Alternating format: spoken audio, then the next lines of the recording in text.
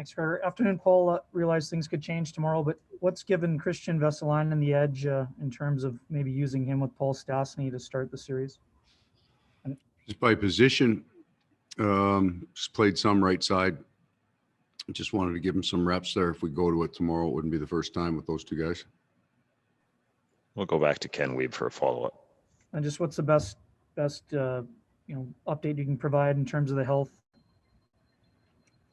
Yeah, everybody's making progress, and we'll get to tomorrow, and we'll make a bunch of game time. Not so much game time, morning skate decisions to see where guys are at, but they're all real close. We'll go next to Sean Reynolds from Sportsnet. Go ahead, Sean. Thanks, Gregor. Hey, Paul. I know you've said a number of times after the little bit of a slide you guys had, you want to get not back to where you were, but better than where you were. And it got me thinking about, the troubles that you had with the Edmonton Oilers throughout the season, even when you guys were kind of closer to firing on all cylinders. Has these past couple of days, and is this series going to be about you guys refining your already existing game, or do new wrinkles need to be built in order for you to succeed against the Oilers? I mean, both teams have a game plan, and so much of that's just based on personnel. So all of your personnel has to play its best. It's going to be true of the other team as well. I think sometimes you get caught in that idea, well, if you just play your game, you win. It's not true. A lot of those games were real close, and we know we're going to have to be at our best to beat them. So I don't think a whole lot about the season. I don't think the season series tells you a whole heck of a lot. Now, I don't think there's a style difference that's a difference. I think we're a better team right now than we've probably been all year, minus the injuries that we deal with. But I think our style of game's right. And now it's going to get playoff tested. So these are all theories. And then you get into the playoffs, and as they say, everybody's got a plan until they get punched in the face. This will be a different style of hockey, and it'll be hard for both teams. So I'm not putting a whole lot of stock into what you saw in the regular season being particularly indicative of what's going to happen tomorrow night. We'll go next to Jeff Hamilton from the Winnipeg Free Press. Go ahead, Jeff. Hey, Paul. There's been a lot of obviously great players in this league, come to mind in recent years, obviously Sidney Crosby, Nathan McKinnon, those guys. But I'm not sure if we hear the same thing about those guys that we hear about Connor McDavid. And the one thing that sticks out to me is the sentence that we've heard, a few times, that he's going to get his points. He's going to get his chances. Is there anybody else you can think about over your time where you would say such comments about he's going to get points? There actually are, right? There's lots of players. You look at Nathan McKinnon. I saw the board last night during the playoffs. Points per game in the playoffs was Nathan McKinnon, then it was Leon Draisaitl. So I think one of the differences is he plays in Canada. I mean, if Sidney Crosby played in Canada, he'd be the greatest of all time as well, right? So there's more focus on it. There's more excitement about it. There's probably a different kind of appreciation for it. Great player, 104 points. But I think with all these guys, I mean, what makes them special is they're actually unique, right? They do it a slightly different way than anybody else. I mean, his speed and his hand speed is different than we've seen maybe from anybody else. And then we start comparing different kinds of players to who's the greatest. So what's the way we do that? Well, we do it with points, right? That's the kind of the first thing. He scores more goals or he gets more assists than everybody else. So he's that good. But I'm not sure. I think you're always better off just kind of waiting for another 15 years when it's over and deciding what the impact he's had on the game is. But he's, clearly a brilliant player. We'll go next to Sarah Orlesky from TSN. Go ahead, Sarah. Thanks, Gregor. Hi, Paul. I know you said that it'll be game time decisions tomorrow, but just so looking to confirm that Nikolaj Ehlers and Pierre-Luc Dubois will both be on the trip to Edmonton with you? Oh, yeah. Okay, just making sure. Thank you. Not really, Sarah, game time decisions. It's more game time announcements. That's probably closer to the truth. Fair enough. We'll go next to Paul Friesen from the Winnipeg Sun. Go ahead, Paul. Paul, it's two fast skating and high-scoring teams. How physical do you expect it to be? And is that something that your team needs to set the tone for?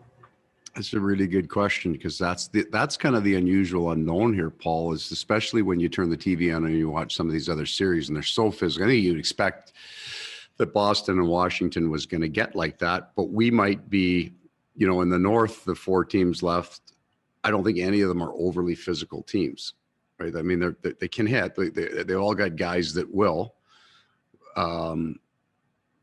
So we want a certain amount of physicality for sure, but if you're really leading the hit department, you don't have the puck enough, and that at the end is probably the big telling feature. If the Edmonton Oilers or the Toronto Maple Leafs or the Winnipeg Jets, for that matter, have the puck so much, and yeah, you get out hit, but you can't give that team that much time with the puck. So both teams are going to want to be physical.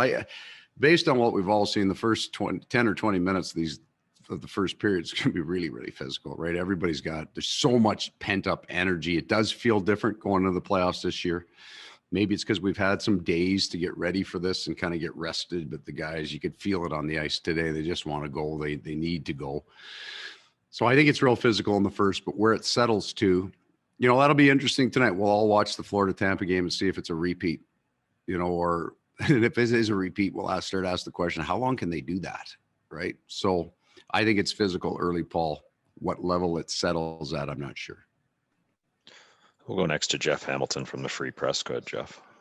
Well, just building off your comment earlier, and it's not the first time you've said about not really putting too much stock into the regular season. Now, is there kind of 2 theories going into the playoffs where I don't want to use protecting your team from the regular season if you didn't like what you saw? I'm sure there's teams that would embrace what they did in the regular season. And so what is the importance of making sure, and maybe this is just what you're telling us, but what is there importance to making sure that there is kind of not ignoring the entire regular season, but focusing kind of what's ahead of us rather than what's behind?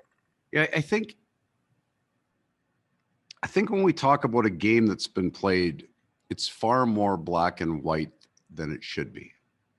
You know, and I get that because I'm not blaming you. I think it's true of players too. You win the game, hey, everything's great. You lose the game, everything's terrible. But that's not right. So we got a bunch of losses against Edmonton, and I look at the bulk of the work, and I would say, there's a couple places here, and clearly they got those 2 guys that are really, really dynamic players. There's things we got to tighten up, but the rest of the game's right. Or, you know, we're doing things in a couple of areas that we weren't very good at. I'm not even talking about defensively. I'm talking about offensively. We weren't really dialed in at. We're much better at it now. You know, in history, I think, you know, in Carolina, we lost the season series 4 straight to Boston and beat them in Game 7 in their building. So it doesn't mean that if you change a few things, you're going to go from being, you know, 2-7 against the team to 7-2 just by making a few. They're a real good team, right? So this is just, I think all games and almost all series are a lot closer to even than people think. We'll go next to Scott Billick from the Winnipeg Sun. Go ahead, Scott. Thanks, Gregor, and good morning, Paul. So we talked about Connor McDavid a lot. He had 22 points against your team. None of those points, well, 6 of them came on the power play. There was no goals on that. So I guess that's 16 points that came at even strength.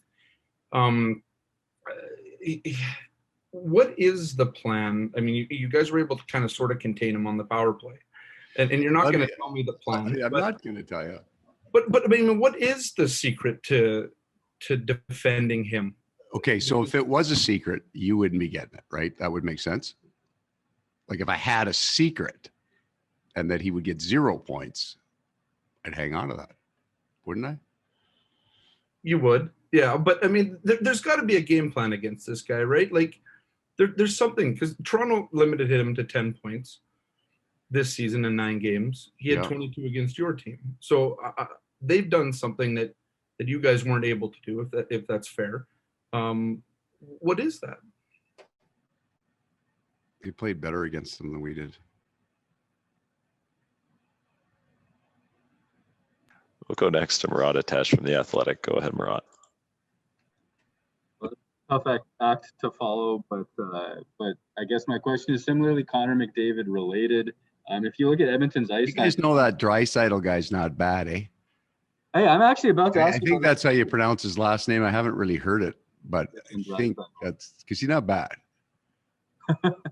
I'm looking at the way that Edmonton runs their ice time, where McDavid plays almost all of his minutes in front of Barrie and Nurse. Yep. So I'm wondering if your plans for McDavid and Draisaitl are also plans for their defense and how they handle that. So there's a distinct awareness that it's not just the two of them or a singular, that Nurse and Barrie come out behind almost exclusively McDavid at different times. So all that does is you have a pretty strong idea of what it's going to look like coming off their bench. And those are pretty good players, right? Like, they're going to be good. Yeah, I mean, we have an idea of what they look like when those guys are together.